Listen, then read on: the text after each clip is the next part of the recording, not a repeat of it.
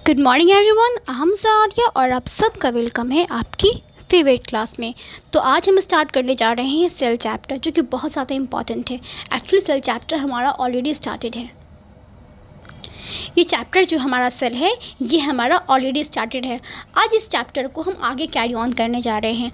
आज हम prokaryotic cells के बारे में जानेंगे। ओके, कि हमारा सेल में प्रोकैरियोटिक सेल कहाँ से आ गया। ओके, चलिए इस टॉपिक को हम कैरी ऑन करते हैं। तो ये है हमारा स्लाइड। चलिए इस टॉपिक को हम स्टार्ट करते हैं। प्रोकैरियोटिक सेल जो है हमारे 2 वर्ड्स से मिलके बने हैं। प्रो मीन्स होता है primitive, okay, and karyotic means होता है न्यूक्लियस। इसका मतलब प्रिमिटिव न्यूक्लियस, इट मीन्स बहुत सिंपल न्यूक्लियस।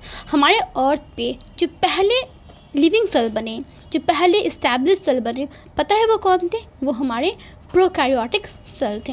क्योंकि ये प्रिमिटिव सेल थे, इनकी न्यूक्लियस प्रिमिटिव थी, इसीलिए हम इसे प्रोकैरियोटिक सेल कहते हैं। बिकॉज हमारे सेल जो होते हैं वो हमारे 3 टाइप्स के होते हैं, एक प्रोकैरियोटिक, एक यूकैरियोटिक और थर्ड होता है मेसोकैरियोटिक। तो आज हम प्रोकैरियोटिक की बात करेंगे, फिर नेक्स्ट क्लास में हम फर्दर टॉपिक्स की बात करेंगे। अब देखिए, अब जरा जानते हैं इसकी स्ट्रक्चर्स कैसी होती है। Let's see. तो ये हमारा एक बैक्टीरिया है। नॉर्मली सेल्स जो होते हैं वो यूजुअली 1 कवरिंग के होते हैं, या 2 कवरिंग के होते हैं, या 3 कवरिंग के होते हैं। इट मीन्स उसके पास क्या होते हैं, या तो 1 इन्वेलप होंगे या 2 होंगे, लेकिन 3 नहीं होते। लेकिन बैक्टीरिया क्या होता है, they having the 3 envelopes, right. सबसे अंदर वाले को हम पीएम कहते हैं। पीएम कहते हैं, इट मीन्स प्लाज्मा मेम्ब्रेन कहते हैं। क्या कहते हैं इसे हम? प्लाज्मा मेम्ब्रेन कहते हैं आउटर लेयर को, ओके, सॉरी इनर लेयर को। जो कि नॉर्मल हमारे सेल के पास भी क्या होते हैं, अंदर में प्लाज्मा मेम्ब्रेन होते हैं, वैसे ही हमारे प्रोकैरियोटिक सेल के पास भी क्या है, प्लाज्मा मेम्ब्रेन है। इसकी जस्ट हम नेक्स्ट लेयर पे आते हैं। So what we see the cell wall. हम सेल वॉल दिखता है हमें। सेल वॉल किसके बने होते हैं? तो देखिए, हमारे प्लांट्स के जो सेल वॉल होते हैं, अगर हम प्लांट्स के सेल वॉल की बात करें तो प्लांट के सेल वॉल बने होते हैं सेल्यूलोज का। किसका बना होता है? प्लांट्स के सेल वॉल बने होते हैं सेल्यूलोज का बना होता है। लेकिन हमारे बैक्टीरिया के सेल वॉल होते हैं वो किसके बने होते हैं? वो बने होते हैं पेप्टिडोग्लाइकेन के। वो हमारे पेप्टिडोग्लाइकेन के बने होते हैं बैक्टीरिया के cell wall. It's a very very important. Lots of हमारे एग्जामिनेशंस में, हमारे नीट में कई बार ये क्वेश्चंस आते हैं कि हमारे बैक्टीरिया के सेल वॉल किसके बने हैं और हमारे प्लांट के सेल वॉल किसके बने हैं। तो प्लांट्स के बने हैं सेलुलोज के, और हमारे बैक्टीरिया किसके बने हैं? बैक्टीरिया के बने हैं पेप्टिडोग्लाइकेन के। आई होप आप इसे नहीं बोलेंगे, ठीक है। तो ये हमारे 1, 2 तो हो गए। ये हमारे थर्ड लेयर किसके बने होते हैं? हमारे जो थर्ड लेयर होते हैं इसको हम ग्लाइकोकैलिक्स कहते हैं। क्या कहते हैं इसे? हम ग्लाइकोकैलिक्स कहते हैं। It's called the glycocalyx. लेकिन जो हमारा ग्लाइकोकैलिक्स होता है ये बेसिकली 2 चीज़ का बना होता है। एक हमारा क्या होता है, एक हमारा कैप्सूल होता है और एक हमारा स्लाइम लेयर होता है। इट मीन्स ये हमारा ग्लाइको ही कैलिक्स है जो कि खुद को 2 पार्ट्स में डिवाइड करता है। 2 पार्ट्स में कैसे डिवाइड कर देता है? मान लेते हैं ये हमारी कवर जो है, ये कवर की जो ये कंपोनेंट है ना, इस कवर का जो केमिकल है वो बहुत नज़दीक ऐसे अरेंज है, तो बहुत टफ हो गया ना, तो इसे हम कैप्सूल कहेंगे। लेकिन मान लेते इसे बहुत गुस्सा आ गया और ये ऐसे बहुत डिस्टेंस से प्रेजेंट है, जब वो तुमसे बात नहीं करता, ऐसे करके बहुत डिस्टेंस से प्रेजेंट है, तो इसे हम स्लाइम लेयर कहेंगे। ओके, तो अगर ये ग्लाइकोकैलिक्स अगर नज़दीक में प्रेजेंट है तो क्या बन जाएगा? कैप्सूल हो जाएगा। लेकिन अगर ये डिस्टेंस पे है तो क्या कहेंगे? इसे हम स्लाइम लेयर कहेंगे। तो अक्सर आप डायग्राम्स में कैप्सूल देखते होंगे तो घबराए होते हैं ये कैप्सूल क्या होता है। तो कैप्सूल कुछ नहीं, हमारा ग्लाइकोकैलिक्स है, ठीक है। अगर नज़दीक में है तो कैप्सूल और दूर में है तो slime layer. So let's see. अब देखते हैं कि इसके बैक्टीरिया के सेल वॉल के अलावा, मतलब इसकी मेम्ब्रेन की 3 इन्वेलप्स के अलावा इसके पास और क्या होते हैं। जब हम इसके बैक्टीरिया के साइटोप्लाज्म में आते हैं, देखो बैक्टीरिया के क्यों कह रहे हैं, क्योंकि हमारे प्रोकैरियोट्स जो होते हैं उसके कुछ एग्जाम्पल्स हैं। जब भी हम प्रोकैरियोट्स कहें आपके माइंड में कुछ एग्जाम्पल्स आने चाहिए। एग्जाम्पल क्या है? इसके एग्जाम्पल हैं bacteria. All the bacteria are the prokaryotes. हर बैक्टीरिया क्या हमारे प्रोकैरियोट्स हैं, ओके।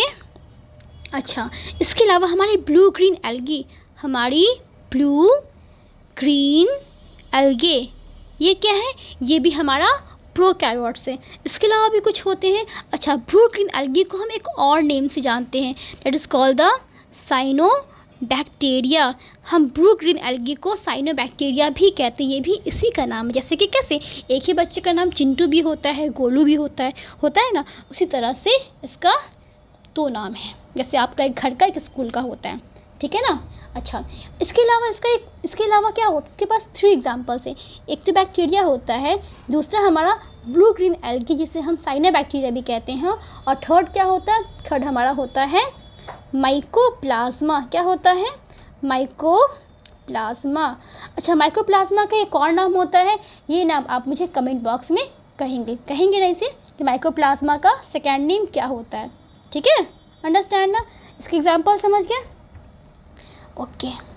तो अब ज़रा देखते हैं कि हमारे जो बैक्टीरिया के हम डायग्राम देखते हैं ज़रा सा, कि इसके अंदर ये हमारा बड़ा सा बैक्टीरिया है, ठीक है ना, बड़ा सा बैक्टीरिया है, ओके। इसके यहाँ पे आउटर में क्या होंगे, 3 लेयर्स होंगे। बाहर वाला क्या है, ग्लाइकोकैलिक्स, नेक्स्ट वाला plasma membrane, sorry cell wall, और अंदर वाला क्या है हमारा प्लाज्मा मेम्ब्रेन। अभी हम बात कर रहे हैं इसके साइटोप्लाज्म की बात कर रहे हैं, ओके। ये हमारे साइटोप्लाज्म है। तो क्या होता है कि बैक्टीरिया के साइटोप्लाज्म में क्या होते हैं, दे हैविंग जेनेटिक मटेरियल। अच्छा, ऐसा होता है क्या, आप कहो कि नॉर्मल जो सेल होते हैं उस सेल के अंदर न्यूक्लियस होती है, और न्यूक्लियस के अंदर होते हैं जेनेटिक मटेरियल। तो फिर यहाँ पे डिफरेंट क्यों, why it is different, because ये हमारे प्रोकैरियोटिक सेल है ना, ये सबसे पहले आया, और सबसे पहले कोई भी चीज़ आती है तो बहुत सिंपल आती है ना। अच्छा, एक बात कहो, आपको जो पहला फ़ोन आया था बहुत सिंपल था ना, कितना सिंपल फ़ोन था। बाद में वो फ़ोन क्या हुआ, धीरे धीरे एडवांस होता गया। मतलब कि पहले हमारे नोकिया का फ़ोन आया था बहुत सिंपल सा, उसके बाद फिर क्या हुआ, हमारे फ़ोन में कलरफुल आने लगे, उसके बाद फिर उसमें कैमरा भी आने लग गया। अब देखो कितना स्मार्टफोन हो गया, उस पर इंटरनेट भी यूज़ करते हैं, और आज हम उस पर स्टडी भी कर रहे हैं उसी फ़ोन पर। सोचो फ़ोन कितना स्मार्ट हो गया, राइट ना। उसी तरह से स्टार्टिंग में जो सेल थे बहुत प्रिमिटिव थे, उसकी जो जेनेटिक मटेरियल थी ना, उसके डीएनए आरएनए थी ना, वो साइटोप्लाज्म में ही पड़ता था। देखो, तो ये क्या है हमारे ऐसे क्या है इसके, ये इसका जेनेटिक मटेरियल है। मतलब कि हमारे बैक्टीरिया का क्या है, हमारे बैक्टीरिया का ये क्या है, सिंगल सर्कुलर डीएनए है। क्या है ये हमारा बैक्टीरिया का सिंगल सर्कुलर डीएनए है। इसे हम एक और नेम से जानते हैं, इसे हम न्यूक्लियोइड भी कहते हैं। It is also called the nucleoid.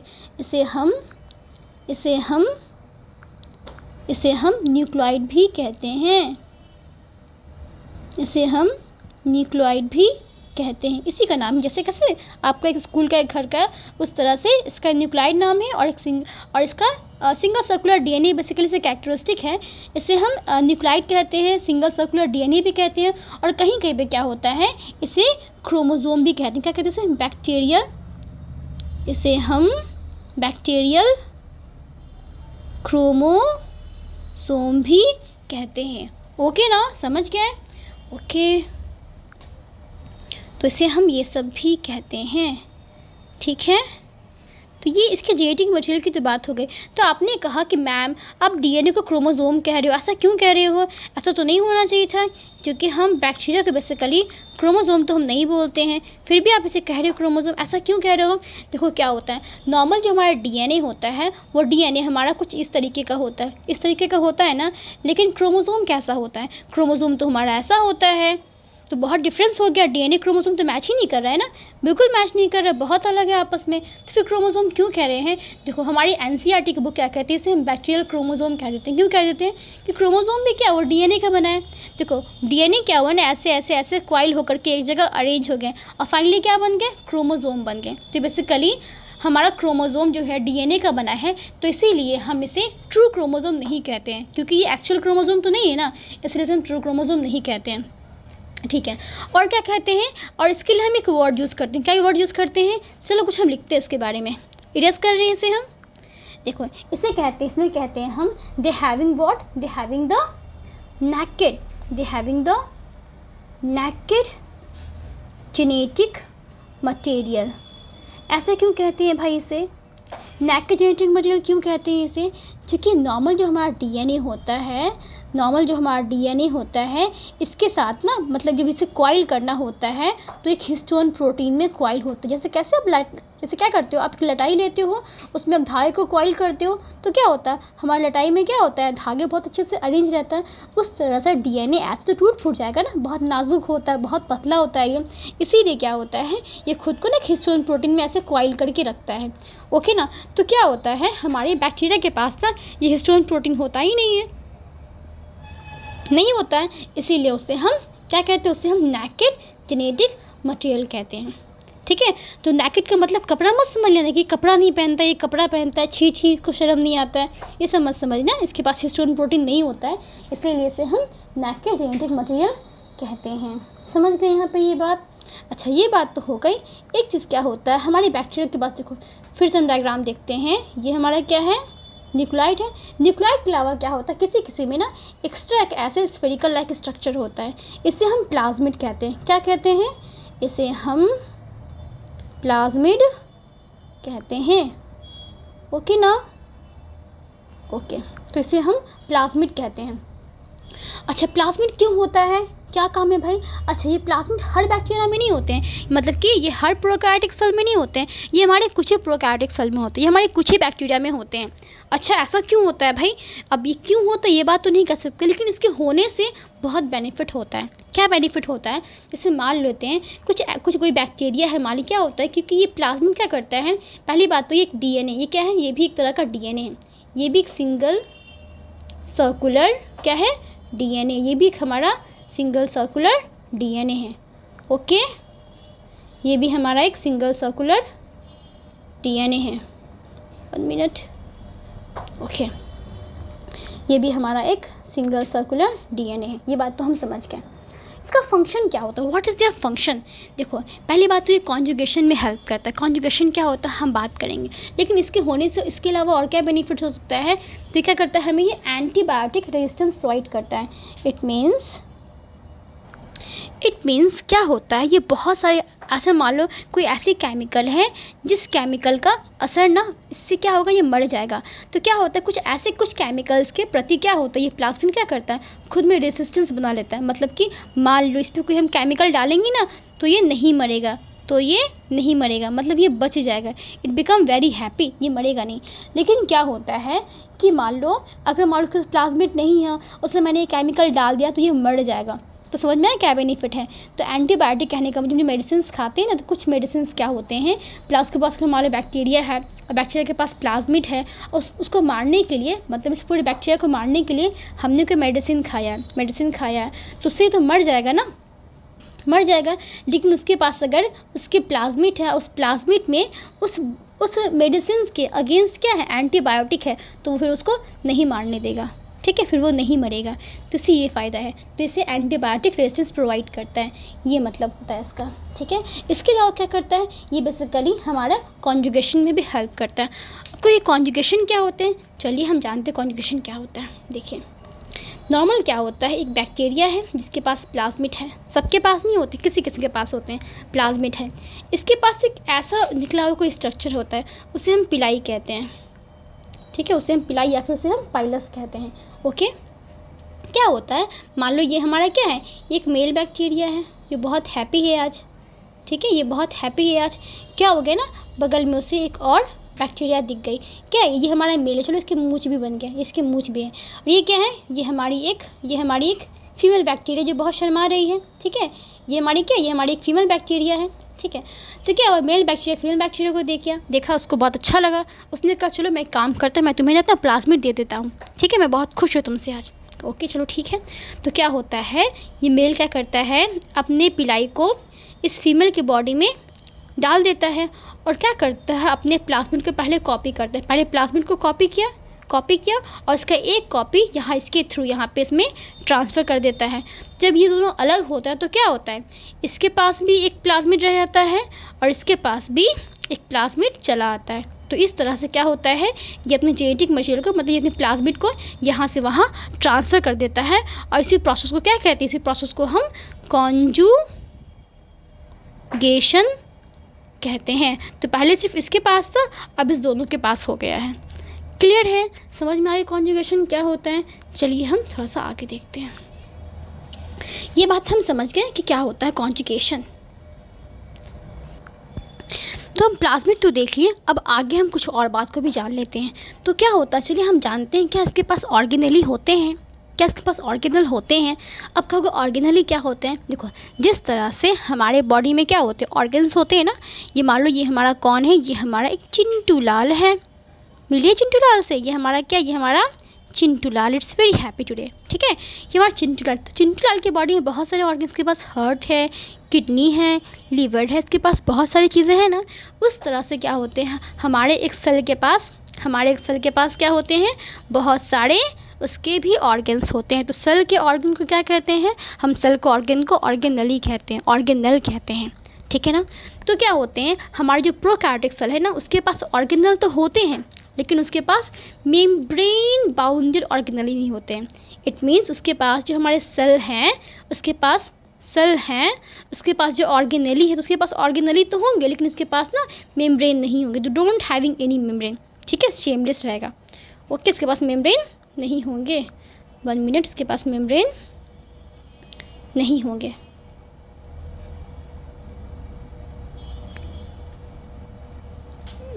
इसके पास ना मेम्ब्रेन नहीं होंगे। डोंट हैविंग द व्हाट, इसके पास मेम्ब्रेन बाउंडेड सेल ऑर्गेनली नहीं होंगे। लेकिन वैसे ऑर्गेनल जिसके पास मेम्ब्रेन होते हैं वो होंगे। तो क्या होंगे? इसके पास राइबोसोम होंगे। ठीक है, वैसे राइबोसोम के पास मेम्ब्रेन होते ही नहीं है, मेम्ब्रेन लेस है। ठीक है, तो राइबोसोम इसके पास होंगे, क्योंकि मैं आपने कहा मेम्ब्रेन जिसके पास होते वो भी होंगे। देखो, राइबोसोम के अलावा एक और ऑर्गेनली भी होते, उसकी हम बात करेंगे। पहले हम राइबोसोम की बात कर लेते हैं। ठीक है, राइबोसोम क्या है? ये हमारे मेम्ब्रेन लेस सेल ऑर्गेनल है। ये हमारे यूकार्योटिक सेल में भी होता है, ये हमारे प्रोकैरियोटिक सेल में, दोनों में होता है। लेकिन क्या होता है प्रोकैरियोटिक सेल में ना 70S का होता है। मतलब कि कैसे राइबोसोम होते हैं? थोड़े से स्मॉल राइबोसोम होते हैं। ये प्रोटीन थोड़ा सा कम बनाते हैं। जो हमारा 80S होता है वो प्रोटीन ज़्यादा बनाएगा। 80 है बड़ा है, ज़्यादा प्रोटीन बनाएगा। ये 70S है, छोटा है, कम प्रोटीन बनाएगा। ठीक है, तो हमारे प्रोकैरियोटिक सेल तो पहला सेल था ना, तो राइबोसोम भी बहुत प्रिमिटिव आएगा, पहले वाला आएगा, छोटा वाला आएगा। तो इसके पास 70S राइबोसोम होते हैं। ये हमारा क्या, ये हमारा राइबोसोम है जिसके पास 2 यूनिट होती है, एक लार्जर एक होता है एक स्मॉलर। तो क्या होता है इस तरह से हमारे एक लार्जर यूनिट स्मॉलर यूनिट आके आपस में चिपक जाते हैं। बीच में हमारा क्या, बीच में हमारे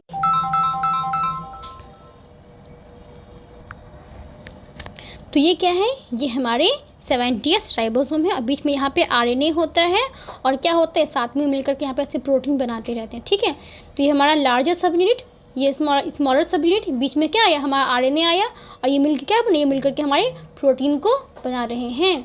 ओके ना। चलिए, तो इस तरह से ये हमारे 70S राइबोसोम इसके पास होती है। इस तरह से प्रोटीन का भी सिंथेसिस कर लेते हैं। समझ गए ना यहाँ तक? तो चलिए इसका आप स्क्रीनशॉट ले लीजिए, हम आगे देखेंगे। अब ले लिया? ओके, तो अब हम बात करेंगे हमारी जो बैक्टीरिया होती है ना, इसकी जो प्लाज्मा मेम्ब्रेन होती है, इसके प्लाज्मा मेम्ब्रेन में ना एक फोल्डिंग होता है। इसके प्लाज्मा मेम्ब्रेन क्या होती है, एक फोल्डिंग होती है। क्या है, इसकी फोल्डिंग है। रुको मैं फिर से बनाती हूँ। ये हमारा बैक्टीरिया है। ओके, इसके अंदर में यहाँ पे क्या होती है, एक फोल्डिंग होती है, एक अंदर में फोल्डिंग होती है। क्या, ये हमारा PM है, ये हमारे PM सेल मतलब कि प्लाज्मा मेम्ब्रेन है। ओके, क्या होता है इस प्लाज्मा मेम्ब्रेन में थोड़ी सी फोल्डिंग हो जाती है। क्या हो जाती है, इन्वेजिनेशन। इसमें थोड़ी सी इन्वेजिनेशन मतलब कि फोल्डिंग हो जाती है। कहाँ पे फोल्डिंग होती है, अंदर की तरफ फोल्डिंग होती है। और इसी फोल्डिंग को हम क्या कहते हैं, इसे हम मेसोजोम कहते हैं। वी कॉल इट, इसे हम मेसोजोम कहते हैं। दिख रहा होगा आपको ये मेसोजोम करता क्या है? तो देखो क्या होता है, जब हमारे सेल को डिवाइड करना होता है, मान लो ये सेल हमारा बड़ा हो गया, कह के अब मैं बड़ा हो गया, मेरे भी बच्चे होने चाहिए ना, तो क्या करेगा मेसोजोम, क्या करेगा, खुद को नीचे में लमराएगा, इन्वेजिनेट करेगा। ऐसे करते करते क्या करेगा, इस सेल को 2 पार्ट में डिवाइड कर देगा। तो फाइनली क्या होगा, यहाँ पे ऐसे ऐसे 2 पार्ट में हमारा सेल डिवाइड हो जाएगा। कैसे होगा, चलिए हम समझते हैं इसको अच्छे से। तो क्या होता है, यहाँ पे इन्वेजिनेशन हो जाती है, और फाइनली देखिए क्या हो रहा है यहाँ पे, ये यहाँ पे ऐसे करके इन्वेजिनेट कर रहा है ना। इन्वेजिनेट करते करते करते क्या होगा, इसको 2 पार्ट में डिवाइड कर लेगा, और फाइनली क्या होगा, हमारा यहाँ पे 2 बैक्टीरिया बन के क्या है, रेडी है ना ये। ओके, तो इस तरह से मेसोजोम जो होता है बैक्टीरिया को डिवाइड करने में हेल्प करता है। देखो कंजुगेशन से क्या था, कंजुगेशन से जब जेनेटिक मटेरियल को सिर्फ ट्रांसफ़र किया था फीमेल को, याद है ना, ऐसा किया था। लेकिन क्या वहाँ पे एक ही बैक्टीरिया था ना, वो बैक्टीरिया 1 से 2 तो नहीं हुआ, लेकिन बैक्टीरिया को अगर 1 से 2 होना होगा, उसके लिए क्या करेगा, तो उसके लिए इस तरह से मेसोसोम के थ्रू क्या कर लेगा, ये अपना डिवीज़न कर लेगा। समझ गए ना कैसे करता है। तो क्या हुआ, हमने ऑलमोस्ट सारे पार्ट्स को देख लिया है कि हमारे प्रोकैरियोटिक सेल क्या करते क्या नहीं होते हैं। अब देखो ज़रा हम बैक्टीरिया की शेप की बात नहीं करते हैं। चलो तो क्या हुआ, इस लेक्चर में हमने बैक्टीरिया को बहुत अच्छे से समझा। आई होप आपको ये लेक्चर समझ में आया होगा, मज़ा आया होगा। तो अगर आपको ये लेक्चर अच्छा लगा है तो आप मेरे साथ कंटिन्यू करें, आगे हम और भी लेक्चर्स बनाएंगे और भी पढ़ेंगे, ठीक है। तो अगर आपको मेरे और भी लेक्चर्स चाहिए, चैनल को सब्सक्राइब कर लीजिए, और वीडियो अच्छा लगा है तो उसे लाइक कर लीजिए। Thank you, bye, take care.